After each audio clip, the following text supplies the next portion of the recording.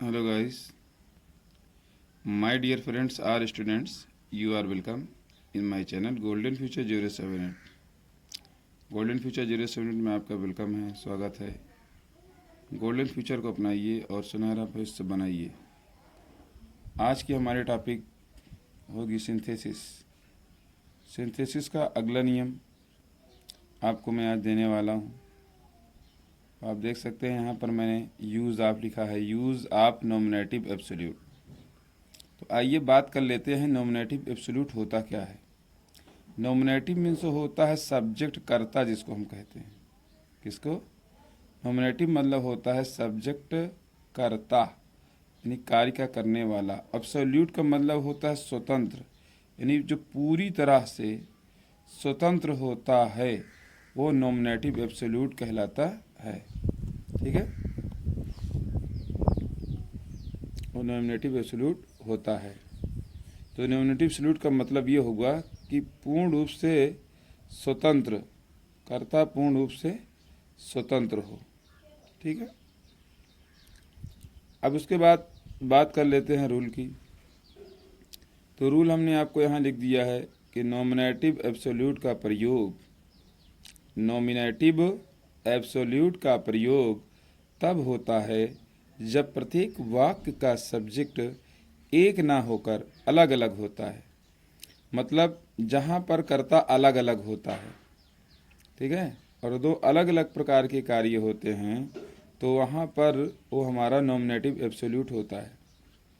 कर्ता अलग अलग होते हैं, ठीक है। तो कंबाइन करते समय जो कार्य पहले हो, मतलब जो कार्य पहले होता है, यानी जो काम पहले होता है, उसके कर्ता को हम हैविंग, बीइंग, कर्ता के बाद, ठीक है, यानी नॉमिनेटिव के बाद, उसके बाद हैविंग, बीइंग, हैविंग बीन से पहले रखते हैं, यानी कर्ता के बाद रखते हैं।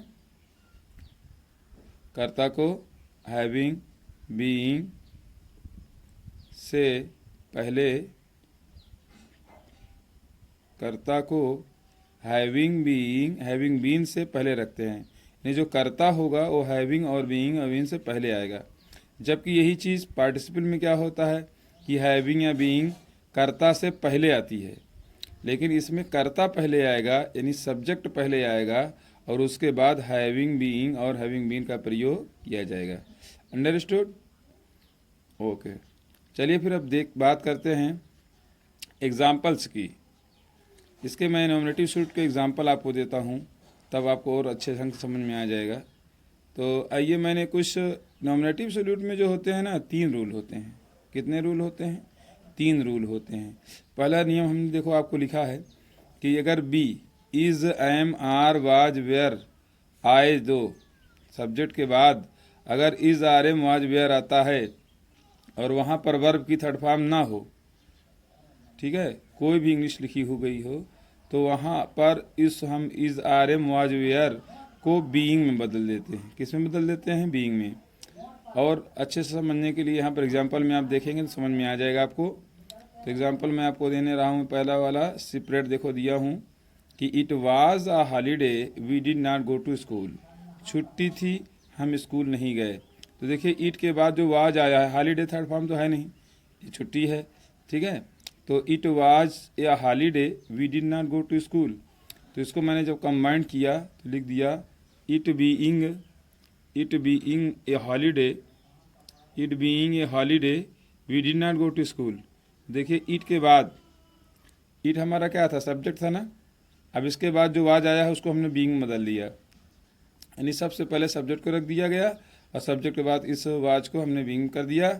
It being a holiday we did not go to school, मतलब छुट्टी थी, हम लोग स्कूल नहीं गए। तो इसका अर्थ ये होगा इट बीइंग हॉलीडे, छुट्टी होने पर हम स्कूल नहीं गए या हम लोग स्कूल नहीं गए।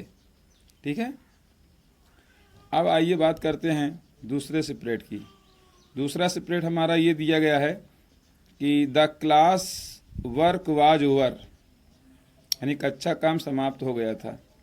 The teacher left the class, अध्यापक ने कक्षा छोड़ दिया। ओके, तो यहाँ पर देखिए वाज आया हुआ है, देख रहे हैं आप, वाज आया है ना। तो अब उसके बाद द क्लास लिखने के बाद द क्लास वर्क, इतना हमने लिख दिया। अभी बताया हूँ कि वाच के बाद अगर थर्ड फॉर्म ना हो, ये थर्ड फॉर्म तो है नहीं, खाली वैसे फार्म लिखी हुई है फर्स्ट फॉर्म, या वैसे भी कोई भी इंग्लिश लिखी गई है। ओके, तो इसको हमने वाच को बीइंग में बदल दिया, ओवर था ओवर कर दिया। तो यहाँ हो गया the class work being over, क्या हो गया, बीइंग ओवर। बाकी काम करके पूरा उतार दें, the teacher left the class, अध्यापक ने क्लास यानी कक्षा छोड़ दिया। यानी कक्षा के समाप्त होने पर, ओवर माने समाप्त होता है, कक्षा के समाप्त होने पर अध्यापक ने क्लास या कक्षा को छोड़ दिया। ये रहा आपका पहला रूल। इसमें 3 टाइप के आते हैं, पहला वाला हमारा यही है, ठीक है। और दूसरा वाला बात करता हूँ, जहाँ पर सब्जेक्ट के बाद वर्ब की सेकंड फॉर्म आती है। देख रहे हो ना वाक्य कैसे पहचानेंगे, सब्जेक्ट के बाद सेकंड फॉर्म आई है ना, तो इसका रूल ये होता है, वहाँ पर हैविंग का प्रयोग करते हैं। इसका प्रयोग करते हैं यानी वाज वेयर ना हो, सब्जेक्ट के बाद तुरंत वर्ब की सेकंड फॉर्म आ गई हो, तो वहाँ पर जो रूल होता है वो having plus third form of the verb, वहाँ पर हैविंग और वर्ब की थर्ड फॉर्म का प्रयोग होता है। तो जैसा कि आप एग्जांपल देख सकते हो, तीसरा सेपरेट हमने क्या दिया है आपको, तीसरा सेपरेट हमने आपको यही दिया है कि द सन रोज, सूर्य निकला, वी गॉट अप, हम उठ गए। तो यहाँ देखिए द सन हैविंग राइजन, यहाँ पे रोज है सेकंड फॉर्म, लेकिन हम हैविंग के बाद थर्ड फॉर्म रखेंगे, इस बात को ध्यान में रखेंगे आप, नहीं तो आप सेकंड फॉर्म कर देंगे तो गलत हो जाएगा। तो द सन हैविंग राइजन, यहाँ पे थर्ड फॉर्म दे दिया गया है ना, और पहचानने के लिए सेकंड फॉर्म मिलेगा, लेकिन करने के लिए हैविंग प्लस वर्ब की थर्ड फॉर्म लगेगी। The sun having risen we got up, यानी सूर्य के निकल जाने के बाद हम उठ गए। उसके बाद दूसरा चौथा सेपरेट हमने दिया है आपको, द बेल रैंग, यानी घंटी बजी, द स्कूल क्लोज, स्कूल बंद हो गया। तो द बेल, देखिए द बेल रैंग, रिंग का सेकंड फॉर्म आ गया ना, इसको पकड़ना बड़ा आसान है। अगर वर्ब के बाद सेकंड फॉर्म दे रहा है समझो हैविंग वाला है, और वर्ब के सब्जेक्ट के बाद अगर वाज दे रहा है और थर्ड फॉर्म ना हो तो वो बीइंग वाला है। इसी से पकड़ते हैं, और सब्जेक्ट दोनों का अलग होता है। देखिए यहाँ पे द सन अलग है, यहाँ पे भी अलग है, सब्जेक्ट सब में अलग अलग होगा। अच्छा, ये तभी नॉमिनेटिव होगा। ये ईट देखिए अलग है, यहाँ भी अलग है, ये तो नॉमिनेटिव की पहचान होती है। लेकिन करने का जो तरीका है वो 3 टाइप का होता है। पहला तरीका मैंने आपको बता दिया है, दूसरा बता रहा हूँ मैं। The bell rang, the school close, the bell having rung, मतलब ring rang rung, third form हमने कर दिया यहाँ पर, द बेल हैविंग रंग कामा द स्कूल क्लोज, ठीक है, यानी घंटी बज जाने के बाद स्कूल बंद हो गया। उसके बाद ये 5वां सेपरेट है, ये मैं आपके एक्सरसाइज से लिया हूँ। ये दियर फादर डाइड जो लिखा है, एक्सरसाइज की जो नीचे पहला एग्जाम्पल था उसको मैंने दे दिया। मैंने इस उद्देश्य से दे दिया कि जैसे कुछ स्टूडेंट्स हैं सॉल्व करते हैं और उनको प्रॉब्लम आती है, तो मैं जब एक्सरसाइज ही कर दूंगा तो उनको बहुत आसानी होगी, और उससे देखकर उसको संतुष्टि कर सकते हैं कि हाँ सर ने जो किया है, तो अगर कोई प्रॉब्लम आ रही होगी तो वो भी सॉल्व कर सकते हैं। इसलिए अधिकतर मैं एक्सरसाइज या फिर अपने मन से कोई एग्जांपल वैसे देता हूँ। बाकी तो एग्जांपल्स बुकों में दिए रहते हैं, आप उसको खुद पढ़ सकते हैं स्वयं। तो आप देख सकते हैं, ये मैंने एक्सरसाइज से उठाया है सेंटेंस। एक्सरसाइज से मैंने उठाया कि their father died, the children are in great trouble, यानी उनके पिता की मृत्यु हो गई, बच्चे जो है कष्ट में हैं। तो यहाँ हमने लिख दिया दियर फादर, देखिए डाई का सेकंड फॉर्म आया है ना, ये सेकंड फॉर्म, इसलिए हैविंग हमने लगा दिया। तो दियर फादर हैविंग डाइड, ठीक है, कामा द चिल्ड्रेन करके पूरा भाग उतार देंगे, the children are in a great trouble, बच्चे कष्ट में। ओके, ये हमारा रहा फर्स्ट टाइप का, ये रहा सेकंड टाइप का। यहाँ पे मैंने 2 नंबर लिखा है, यहाँ फर्स्ट लिखा है, पहले टाइप का और दूसरे टाइप का। अब आइए बात कर लेते हैं तीसरा टाइप का सेंटेंस नॉमिनेटिव एब्सोल्यूट में कैसे आता है और उसको हम कंबाइन कैसे करते हैं, ठीक है।